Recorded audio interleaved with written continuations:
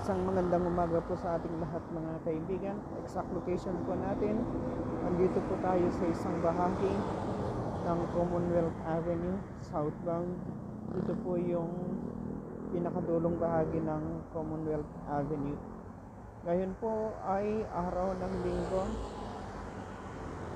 January 28, 2024.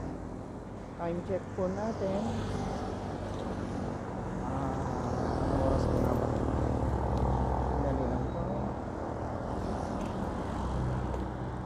Time check po natin, 12:40 a.m. So ngayon po ay araw ng linggo, January 28, 2024.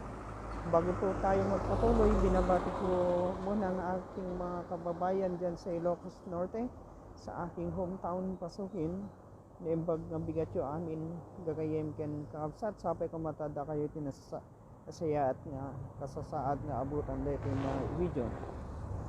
Also, buongiorno sa ating mga kababayan dyan sa Italy at buen dia sa lahat ng ating mga kababayan dyan sa Spain. Okay, so ipagpapatuloy po natin ang ating discussion tungkol sa road backriding safety tips. So,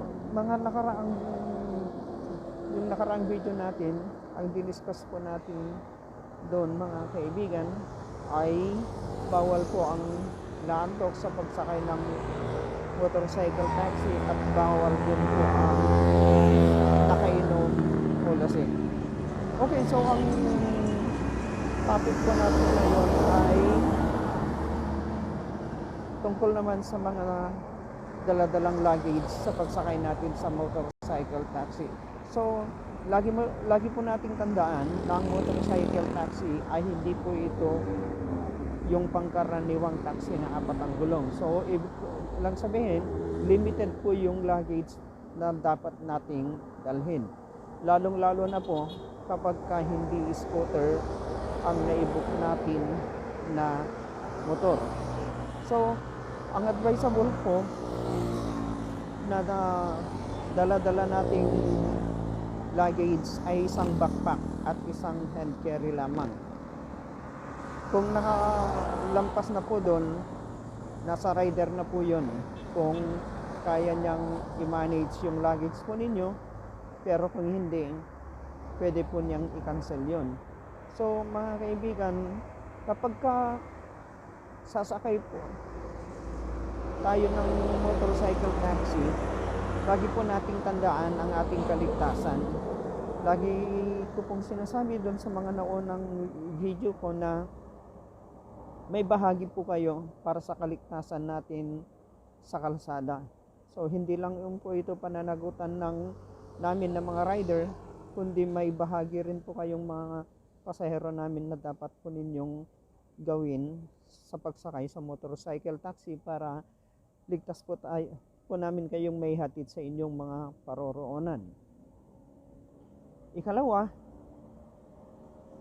ito lagi kong nararanasan at naririnig sa aking mga pasahero, yung laging nagmamadali. Sabi nila, kuya, dalian natin, maliliit o ano. So, mga kaibigan, kapag sumakay po kayo or nag-book kayo sa motorcycle taxi, bigyan nyo naman po ng enough time yung pag-travel po ninyo. So, kung na-late po kayo ng gising, for sure, malilate na po kayo dun sa trabaho nyo sa inyong pupuntahan. Kasi sa amin na mga rider, may sinusunod kaming maximum speed. Hindi po kami dapat lalampas dun sa 60 km per hour. And may tinatawag din kaming takbong pogi lang, which is between 40 kilometers up to 50 kilometers per hour. So mga kaibigan, kaming mga rider, hindi po kami exempted sa traffic violation. Kung nag-violate kami sa traffic regulation, pananagutan namin yon. So hanggat maaari, iniiwasan po namin yung overspeeding kasi doon nangyayari malimit yung traffic violation, kasi lalong-lalo na po kapag may mga road signs na hindi po namin agad mapansin at hindi namin kabisado yung daan. Isa pa, kapag kapag nagmamadali na yung customer at nag-request na bilisan namin yung takbo, doon malimit nangyayari yung aksidente sa daan, which is yun ang iniiwasan namin. Kasi priority po namin ang kaligtasan natin sa daan. Gusto namin kayong may hatid na ligtas sa inyong paroroonan at makauwi rin kaming ligtas sa piling ng aming mga mahal sa buhay. So ang kaligtasan natin sa kalsada, mga kaibigan, ay pananagutan nating lahat, both the rider and the passenger. So magtulungan tayo sa bagay na ito para sa ligtas at mapayapang paglalakbay natin. Tandaan natin, ang motorcycle taxi ay nasa ano bang tawag doon, yung pilot period, pilot testing pa lamang, hindi pa po ito aprobado. So sana para isang bagay para maaprobahan ay at least malesen kung ano man ang aksidenteng kinasasangkutan ng motorcycle taxi.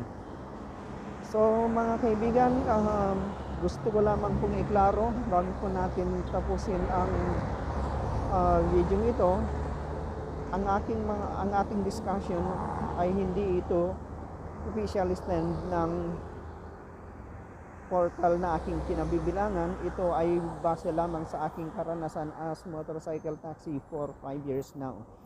So bago po tayo magtapos, mga kaibigan, para po sa video ito, shoutout muna sa ating mga masugid na mga subaybay, mga followers sa aking catch na si Willie Pasqua, at special mention sa aking high school batch na nasa Amerika na ngayon, Miss AA. Sana po nasa mabuti po kayong kalagayan. Hanggang sa muli po nating mga video, mga kaibigan. So paki-share, like, and comment down below na mga kaibigan kung ano man po ang inyong mga katanungan, at subukan po nating sagutin yan sa mga susunod po nating mga video. Salamat po.